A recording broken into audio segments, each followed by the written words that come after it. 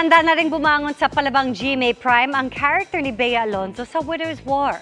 Intense kung intense man on-cam, kabaliktaran naman yan off-cam dahil sa nabuong friendship sa set.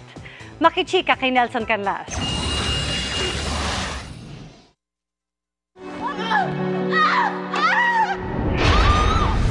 Bukod sa kabi-kabilang patayan sa Palacios Estate, You're back, Sam. mas lalong nag-alab ang kagustuhan ni Sam played by Bea Alonzo na makaalis sa poder ng biyanang si Aurora na ginagampanan naman ni Jean Garcia. May gusto ka bang aminin sa amin, Mama Aurora?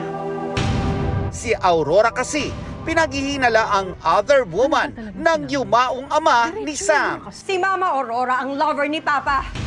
Dahil sa mga pinagdaanang paghihirap, Sobra-sobra ng pagdurusa namin ng pamilya ko sa kamay ng mga Palacios. Pero babangon ako. level up na Sam ang ipinasilip sa teaser ng Widow's War. Hindi raw naging mahirap ang pag-shoot nito para kay Bea, lalo pat ibang paglaban na ang ginagawa niya sa serye.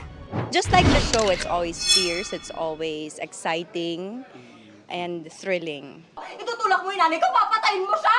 Nang bisitahin nga namin ang set ng serye sa Taytay Rizal, kitang-kita kung gaano katindi ang mga eksena. Pero kapag tumigil na ang pagrolyo ng kamera, light moments gaya ng kwentuhan at tawanan ang nangyayari. Hindi raw maikakaila na nakabuo na sila ng pamilya sa cast ng Widow's War. Pwede mo nyo ng gamit na nanay nyo. We really developed friendships here on set na. Komportable na talaga kami sa isa't isa. Na on screen, we hate on each other, pero kapag off screen, we love each other. Ito rin daw siguro ang sekreto kung bakit maganda ang rapport nila sa mga eksena.